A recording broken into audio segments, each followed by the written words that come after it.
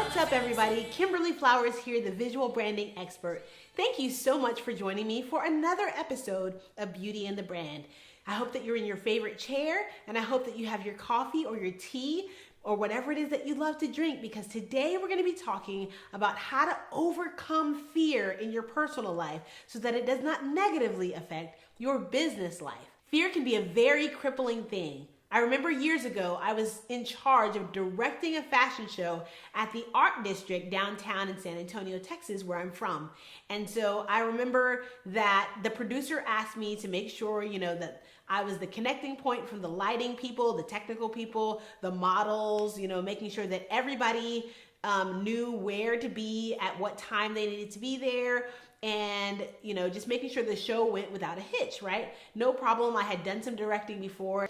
I remember all of our practices went without a hitch, and it seemed like the show was going to be a great success, right? And I remember the producer asked me to close us out with a song.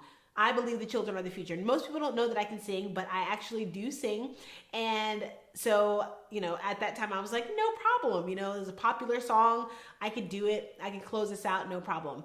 And I went home and I practiced that song over and over and over and over and over and over to make sure that I knew all the words and that I could deliver the song in excellence, right? And so the day of the show came and it was time to present. And the models went through. Everything was going without a hitch. I was wonderful. And then suddenly we started to have technical difficulties. The lights started to flicker on and off. And I remember feeling very nervous because I'm a person of excellence, right? And anything with my name on it, I want to make sure that it flows 100% in excellence. And so I remember we were having lighting issues. I'm running around in my dress trying to figure out what cord is that, as they're trying to figure it out.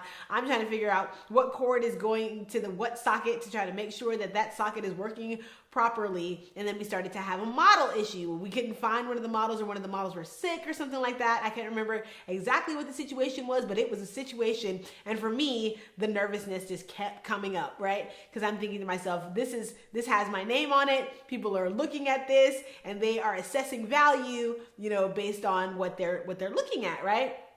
And so it seemed like minutes and the show was over, right? We had those technical difficulties and it was nothing, that we couldn't find a solution for. So we found a solution for the lighting thing. We found a solution for the model, and the show went on as the show must always go on, right? And so it was finally time for the end, and I was getting ready to close us out with the song. So during that time, my mind is 100% on technical aspects of the show. I'm thinking about the lights. I'm thinking about the models. I was cued to go on stage. I came on stage, and I remember looking at the lights. Okay, check. That's working perfectly. I remember looking at the models. Okay, they're in their perfect place. Great, let's start the song. The music begins, and suddenly I look out at the crowd of hundreds of people, and I could not, for the life of me, remember the lyrics to the song, I Believe the Children Are the Future. Now, I'm standing there with the mic in my hand, the light is shining on me, I'm in my beautiful little dress, and I can't remember the words to the song, right? So I remember I got through the first two stanzas of the song, and then the words just left me, and I was left standing there like really wide-eyed, trying to hum my way through the verse, and it was horrible. I remember poor Jarrell, my brother, was standing there in the front row, and he was just really wide-eyed, like trying to prompt me on, the song, and I couldn't remember the words. And so I started to try to make up words, and then Jarrell was like, no, like he was kind of like motioning to me like, no, don't do that. Just hum if anything, right? So I hummed my way through the part that I could not remember, and then I carried back up, when the words came back to me, and I finished out the song.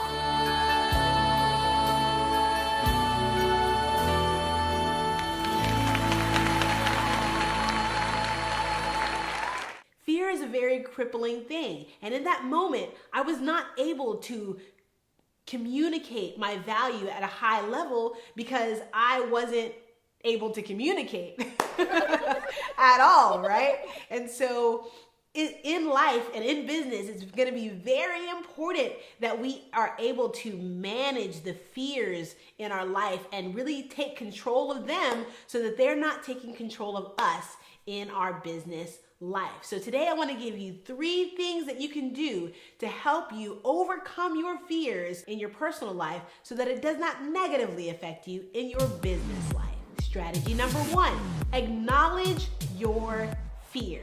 Now, the most important thing that you can do when looking to overcome your fear is really to acknowledge, what am I afraid of, right? What is the worst case scenario that my mind is really focusing on that is causing me to behave or not behave in this particular way, right? So if you're afraid of public speaking per se, and maybe like me, you're afraid that you'll get up on stage and have nothing to say, you'll forget all of your points and you'll just be standing there like I was in that moment, paralyzed with fear.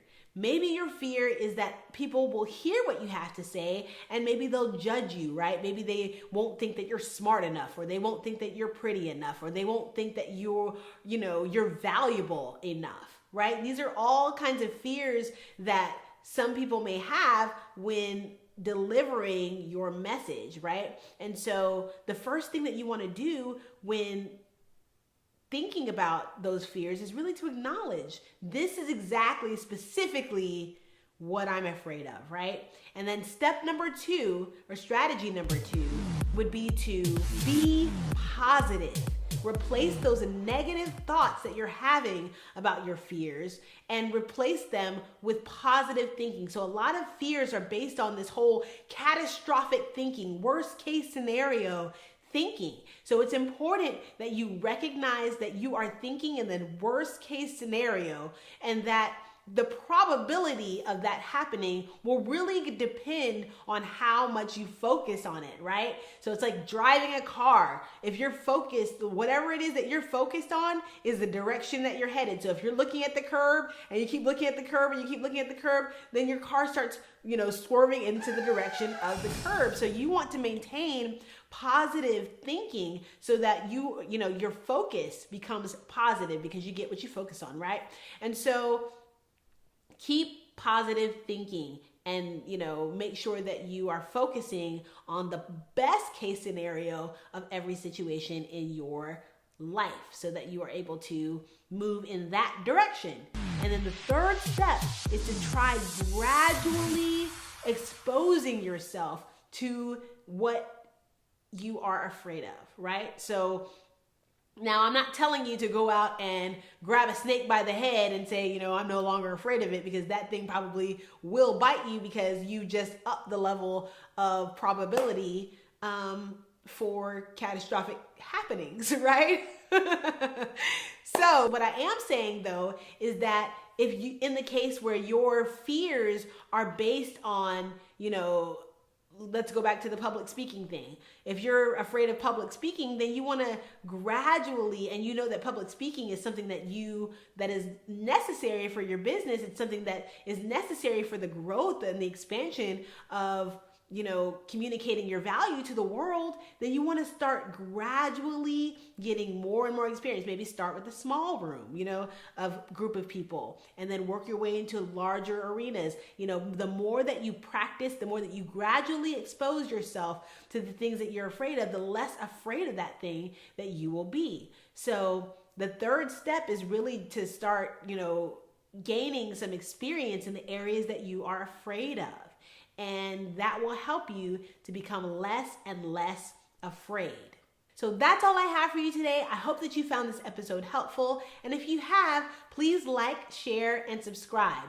You've heard from me. Now I want to hear from you. What are some other things that you think you can do to help you overcome the fear in your personal life so that it does not negatively affect you in your business life?